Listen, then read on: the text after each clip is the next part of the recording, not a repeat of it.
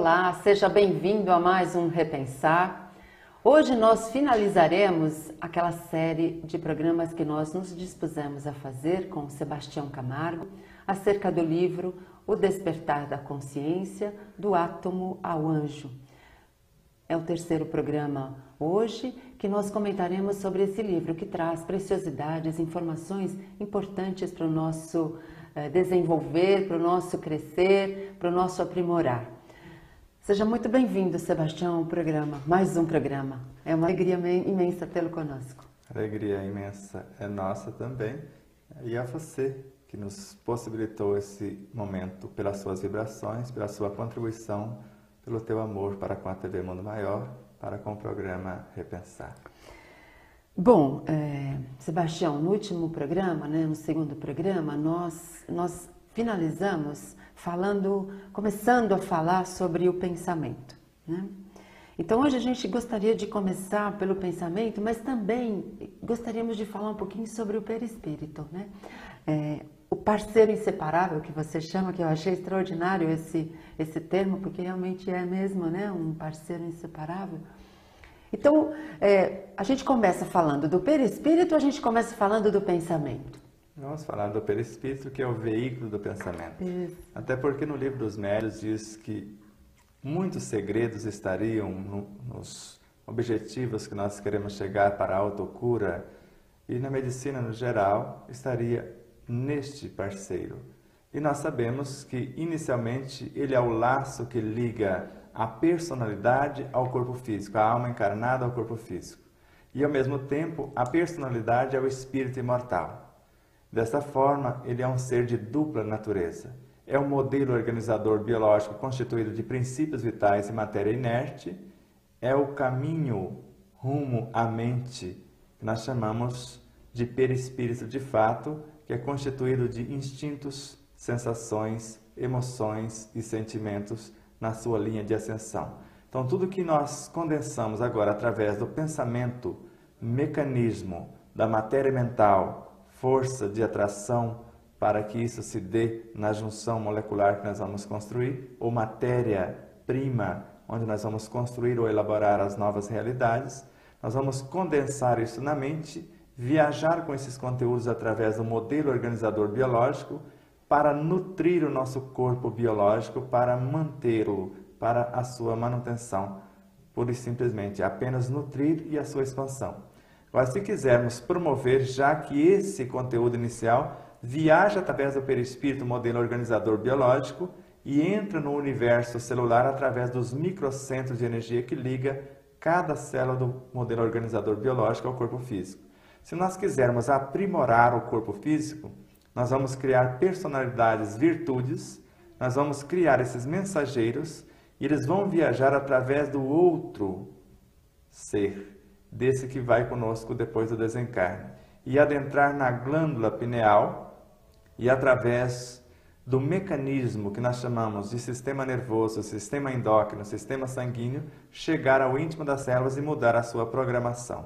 Então nós vemos um ser que contribui para que trazemos, ou para que as informações cheguem ao nosso universo para a sua sublimação, e outro para a condensação como operários, para manter aquilo que já temos ou a sua expansão. Então, a gente denominar o perispírito de o intermediário, ou de o fantasminha, ou de o menino de recado, como muitas pessoas o denominam, é muito pouco, né, Sebastião? Isso é muito pouco, muito pálido essa informação. Joana de Anjos diz que o espírito imortal expressa-se através da mente, que Emmanuel chama de o campo da consciência desperta, que ela chama de o eu superior. Certo. Para enfrentar as personalidades ou as experiências das personalidades já vivenciadas na área do eu individual, que nós chamamos de consciente. E através de um ponto de autoconsciência pura, que é aquilo que nós escolhemos para trabalhar, que ela chama de ego ou alma encarnada, nós vamos construir um veículo chamado modelo organizador biológico, na velocidade de um relâmpago com as energias do meio, conforme está na questão 187 do Livro dos Espíritos. E compor o organismo físico através das energias que já participaram de outros corpos da natureza, para que possamos executar a tarefa de sublimação desses valores, dessas experiências já gravadas em nosso sub e no nosso inconsciente. Aí, Sebastião, você fala assim, bem cientificamente, eu falo bem popularmente. A evolução, quando a gente, esse processo de evoluir, né? O perispírito, é evidente, vai evoluindo junto com o espírito, né? Agora, uma questão interessante. As diferenças, se é que existem, as diferenças entre os seres encarnados, né? Por exemplo, há quem diga que existem pessoas mais, não sei se a palavra certa seria primitivas, mais materializadas, mais densas, né? Mais embrutecidas, talvez seja a palavra, né? Isso é em função desse modelo organizador biológico que transmite ao corpo físico talvez uma pouca evolução? Deu para você entender o que eu quero saber? Perfeitamente. Na questão 605 e 605A do Livro dos Espíritos, diz na questão 605 que somos um ser de dupla natureza. Na questão 605A diz que o espírito, ao encarnar no corpo do homem, traz os seus valores intelecto-morais a ser trabalhados. Agora, ele precisa influenciar a matéria psicofísica que ele assimilou do meio. Eu digo que são funcionários de uma cidade que nós estamos construindo a nossa indústria e eles não nos conhecem e nós não os conhecemos. Se eles nos influenciar com seus vícios, porque eles são fruto das consciências do meio, eles nos levam à brutalidade, por isso ficamos embrutecidos. Se nós os influenciarmos com os nossos valores intelecto-morais, nós os levamos rumo à angelitude, porque o corpo físico evolui até se confundir com o perispírito, conforme está no Evangelho segundo o Espiritismo. E o perispírito, na linha de ascensão, sofre transformações sucessivas a cada pensamento, a cada proposta de renovação, até a sua completa purificação, que é a natureza dos espíritos puros. Por isso, desde a nascente da mente, estamos convidando pequenas entidades a crescerem conosco rumo ao corpo físico, a transformar de energia biológica em psíquica, a transformar de sentimentos, instintos, sensações e emoções em virtudes, e estas arquivando-os como expansão consciencial do ser eterno. Muito bom. Então a gente percebe que nós somos os nossos construtores, né? Os construtores da nossa felicidade ou da nossa infelicidade, né? Com certeza. Bom, Sebastião, falando ainda um pouquinho do perispírito. Há quem diga que um dia nós não teremos mais, não vai existir mais o perispírito. E há quem diga que sempre existirá o perispírito. O que você nos diz, né? Essa informação está no seu livro. A gente tem como tirar essa informação do livro, né? Mas eu queria que você falasse para nós um pouquinho disso. Isso é equivalente a dizer que um dia o Cristo vai desistir de nós.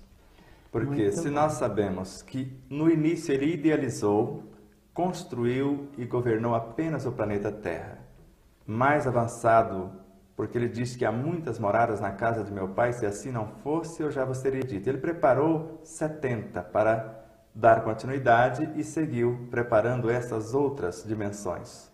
E quando ele volta, ele vai promovendo esse pessoal e vai construindo outros universos. Da mesma forma, quando assimilamos a energia em nosso campo biológico, nós vamos transformar com essa energia, através do trabalho honesto, digno, segundo as leis dos homens e as leis divinas, transformar as consciências físicas em instintos inicialmente, que antes aprenderam obedecendo no universo biológico, agora comandam esse através dos automatismos. Esses instintos avançam porque são os embriões dos sentimentos, conforme a lição Lei de Amor, o Espírito Lázaro, no Evangelho segundo o Espiritismo. Transformam em sensações, as sensações são promovidas a emoções, estas em sentimentos, os sentimentos em virtudes. E segundo o Espírito Verdade, na introdução do livro O Evangelho segundo o Espiritismo, os Espíritos do Senhor, que são as virtudes dos céus. Então o Espírito, a individualidade, é uma síntese de virtude. E todas as coisas, segundo Francisco Cândido Xavier, na obra Parnaso de Além Túmulo, num poema de Augusto dos Anjos, chamado Evolução, vão transformar-se em sentimentos, em virtudes. Todas elas. Que esse poema está no livro, no seu livro, né? Exatamente. Abre o livro com esse poema. Se nós não quisermos crescer, nós podemos falar, não vou mais reencarnar. Mas a expansão consciencial é infinita. Da mesma forma que o universo está crescendo, Jesus está crescendo dentro dele, ou Cristo, melhor dizendo, Jesus hoje já governa 1/4 da galáxia, segundo as obras de Francisco Cândido Xavier, e assim nós hoje governamos um corpo físico, um perispírito duplo. E amanhã? Será que eu não posso animar mais de um corpo? Já que Jesus manifesta-se através de todos nós simultaneamente, já que ele disse: eu sou a árvore, vós sois os galhos. Paulo de Tarso afirmou: vós sois o corpo do Cristo e cada um como parte é membro. E foi além: vós sois membros uns dos outros. Muito bom. Então a gente pode afirmar que a evolução é infinita. É infinita. Eu poderia perguntar para você quantas sementes tem dentro de uma laranja, e se eu te der a laranja, facilmente você vai contar. Mas quantas laranjeiras existem dentro de uma semente, eu duvido que você saiba. Ah, sim, verdade.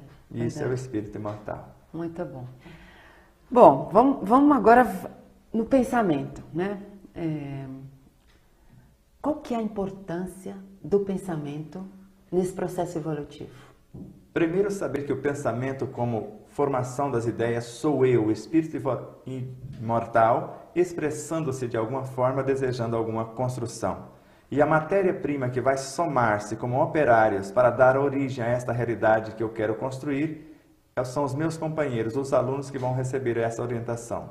Se eu precisar curar os meus rins através do exercício de desprendimento, amando incondicionalmente todos os seres, e eu vou construir novas realidades deste sentimento nobre que eu vou trazer para o meu universo biológico, inicialmente os mensageiros químicos em forma dos hormônios, para alterar a estrutura molecular da informação do DNA na intimidade destes e todos os demais componentes do corpo para auxiliá-los. Assim sendo, amar libertando todos os níveis conscienciais do corpo físico, psíquico e espiritual é o segredo para a cura de todas as enfermidades, falando da promoção da evolução do ser imortal. Uma questão que me vem à mente aqui, você falando, né, dessa coisa de curar, enfim. A gente falou da importância do conhecimento, né? Quando você conhece, você se liberta, porque você sabe, né?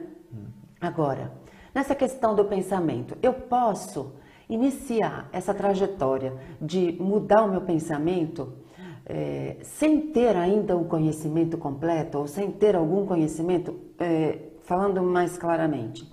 Uma criatura que não tem conhecimento nenhum, né? De lei da vida, do que rege a nossa vida, do que rege a evolução. Mas ela tem fé, ela acredita e, por ter ignorância do conhecimento, ela aceita, por exemplo, o que você está falando, que mudando o pensamento, ela tendo pensamentos positivos, virtuosos, ela pode conseguir muitas coisas. Isso funciona? Essa transformação pode vir mesmo antes do conhecimento, Sebastião? Eu desconheço essa realidade, porque ninguém ama o que não respeita e ninguém respeita o que não conhece. Então eu só respeito os valores nutricionais dos alimentos a partir do momento que eu conheço a sua validade. Porque do contrário eu vou alimentar, vou comer, mas não vou alimentar. Certo. E eu vou estragar alimentos sem saber aproveitá-los. Eu vou jogar fora a maior parte sem saber reciclá-los. Então, dessa forma, nós podemos avançar a partir do exemplo que nos arrasta de outras pessoas, que está no Evangelho segundo o Espiritismo. Se eu mudar, você muda mesmo a contragosto. Você não sabe por que está mudando, porque eu estou te arrastando.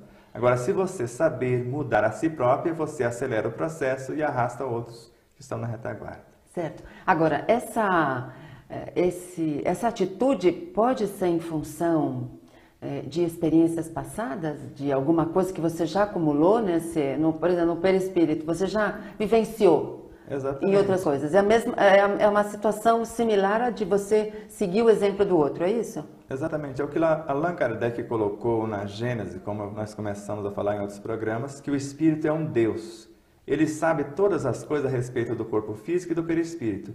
Eu, a personalidade, o ser que está sendo formado, mais uma empresa, mais um personagem na minha história, já que cada personalidade é um ser que está arquivado dentro de nós com seus conhecimentos. Esta é uma nova personagem que eu estou gerindo. E ela não conhece o universo psicofísico, mas eu, espírito, conheço. Então ela pode executar isso conscientemente ou inconsciente, porque eu a estou intuindo como espírito imortal. Por isso ela pensa que está fazendo sem conhecer, mas sou eu que estou gerindo todo esse universo por ser consciente dessa realidade. Tá certo. E nós estamos falando aqui do pensamento, vamos continuar falando um pouquinho dele, Sebastião? Nessa coisa, eu acho que é um ponto em que muitas pessoas, né, querem saber como agir, como fazer para curar as doenças. E hoje a gente vê, no tempo em que nós estamos vivendo, muitas pessoas, né, adoentadas, né, e com doenças, assim, doenças graves, doenças que trazem uma preocupação maior, até às vezes trazem a depressão, como por exemplo o câncer, né? A gente tem visto muitas pessoas passando por essa dificuldade ou por esse obstáculo, né? Como que a gente pode fazer para aliviar tudo isso, né? E aí eu ainda vou um pouquinho além com você. Nem sempre as doenças que nós temos, né, ou que nós adquirimos ou que desenvolvemos, são problemas kármicos, né? Resgates. Às vezes é uma imprudência do hoje, não é verdade? Vamos analisar a partir de 3 obras. Na obra Desperte e Seja Feliz, Joana de Anjos diz que nós estamos aqui por 3 motivos: para corrigir o que não deu certo, aperfeiçoar o que já temos e a aquisição de novas experiências. Certo. Eu nunca consegui corrigir o que não deu certo sem novas experiências. Certo. Nunca consegui aperfeiçoar o que eu já tenho sem novas experiências. Então eu estou focado nas novas experiências que eu preciso. Na obra de André Luiz, ou para ser mais exato, outra obra de Joana de Ângeles, Desperte e Seja Feliz. Todas as enfermidades têm a sua origem no uso inadequado dessa energia que citamos desde o início da mente, o princípio inteligente do universo ou a matéria mental. Se eu quiser fazer a diferença, é necessário eu lembrar que é necessário, de minha parte, querer, inicialmente, saber e depois fazer. Porque na maioria das vezes nós queremos nos curar, mas não sei como fazer. Aí eu vivo da fé dos outros, quero que o outro me cure. E depois eu sei como fazer, mas quero que alguém faça por mim. Eu sei como se dá a coisa, eu fico pedindo que o outro faça aquilo que eu deveria estar fazendo. Então, se eu tenho um querer sincero, que é a vontade em ação, eu compreendendo o mecanismo de ação do pensamento, agindo na estrutura do fluido cósmico universal, criando novas realidades para reorganizar o que eu tenho ou para a sublimação do que eu já tenho, eu posso, a partir desta postura, na ação, onde eu penso na saúde, eu gravo na saúde os potenciais que eu quero aprimorar para que ela se dê. Eu falo da saúde a partir dos sentimentos e pensamentos que originaram essa proposta. E eu vivencio na prática o que eu pensei, senti e falei. Porque pensar uma coisa, sentir outra, falar outra e vivenciar outra, deixando o seu patrimônio emperrado ou acumulado sem promover, é o que gera as enfermidades, tanto no universo físico quanto no psíquico. Então, mas aí eu vou lá de novo no pensamento. Basta eu pensar, Sebastião, para que essas coisas, para esse equilíbrio acontecer no meu corpo? Não, isso eu nunca consegui. Quando eu só pensava que eu desejava a saúde, nada acontecia ou quase nada. Quando eu começava a dialogar com o meu universo, mostrando a minha proposta, quando afirma Joana de Ângeles, converse com as células, converse com as imperfeições morais. Emmanuel também diz, pregue o reino divino aos teus órgãos, converse com o orgulho e o egoísmo, transforme-os em parceiros de evolução.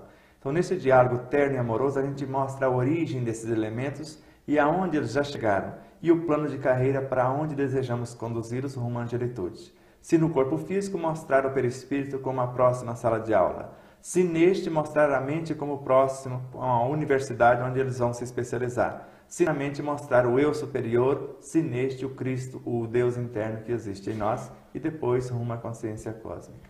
Isso que você está falando é o que a gente vulgarmente chama de conflito interno ou não?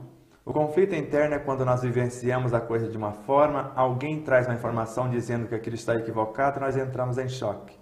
Mas o bolo que eu fiz foi tão saboroso, mas fulano disse que não vale nada. Certo. Aí está um conflito. Então, quando nós damos uma ordem ao universo biológico e, na sequência, isto é a ordem mental, e eu sinto outra coisa, entro em choque. Porque eu penso algo, sinto outra coisa diferente, falo algo diferente e vivencio de outra maneira. Aí está a razão da maioria dos conflitos. A gente tem pouco tempo para encerrar o nosso programa, mas eu queria que você falasse aí um pouquinho ainda sobre o capítulo que fala do pronto-socorro da alma. Porque eu achei, assim, extraordinário as orientações que a gente pode buscar para mudar um pouquinho esse jeito de viver, né? Esse estilo de viver que nem sempre dá certo, né? Exatamente. Lá na lição médico interno de Joana de Anjos, da obra já citada, mostra que nós temos esse médico interno e um laboratório de valores indescritíveis dentro de nós. Certo. E quanto mais matamos, segundo a visão de Pietro Baldi, os vermes, os vírus, as bactérias, mais doença teremos, porque eles são parceiros de evolução. Porque ontem fomos um vírus, fomos uma bactéria. Agora, como receber esses personagens com bombas atômicas, com guerras químicas, se eles vieram para serem orientados por nós, conduzidos e não eliminados? Você estava até me comentando, a gente pode substituí-los, mas não destruí-los, é isso? Eu posso promovê-los, nem seria substituir a palavra, eu posso transformá-los de algo X para Y, já que são meus filhos, o meu patrimônio. O que fizeste dos filhos que eu te confiei, nos perguntou Jesus. E estes são os nossos filhos de fato, e não aqueles consanguíneos que achamos que somos donos deles. Estes sim são os nossos filhos, rumo à angelitude, rumo à eternidade para conosco. Eu acho que assim, essa coisa também que você mostra para nós de autoindução também é bastante... É o pensamento, é você mudando o pensamento, é isso? Exato. Essa autoindução? A autoindução é a orientação através de uma leitura daquilo que você ouve, daquilo que você vê, até do diálogo interno e o próprio evangelho interno que nós falamos. Eu governo, eu oriento, eu dou palestra, e eu faço diálogos, eu converso comigo através desses níveis conscienciais em vários níveis e estágios evolutivos. O sentimento é o único mecanismo que todos os níveis conscienciais em qualquer estágio captam, conforme você viu lá na obra Nossos Filhos São Espírito, de Hermínio Corrêa de Miranda. Bom, Sebastião, a gente ficaria aqui conversando horas, né? Porque assunto tem, né? Informações preciosas para a gente passar para o nosso telespectador. Mas a gente chegou ao final desse terceiro programa, nós agradecemos muito e sempre que você puder, nós gostaríamos de tê-lo aqui conosco, participando do Repensar. Será sempre uma honra. E é você que deseja tomar conhecimento do ensinamento universal dos Espíritos, através dessa proposta que ilumina e liberta a consciência, deseja saber a sua origem, a sua natureza e a sua destinação, porque só é feliz quem é livre, e só é livre quem assume responsabilidade. E procure vivenciar o máximo do mínimo que você já sabe, que novas informações virão, para que você possa extrair o melhor de cada situação. Se você tem alguma sugestão para o Repensar, escreva para a gente, repensar@tvmundmaior.com.br. Agradecemos a sua sintonia, a sua audiência, o seu carinho e contamos com você no próximo programa. Até lá!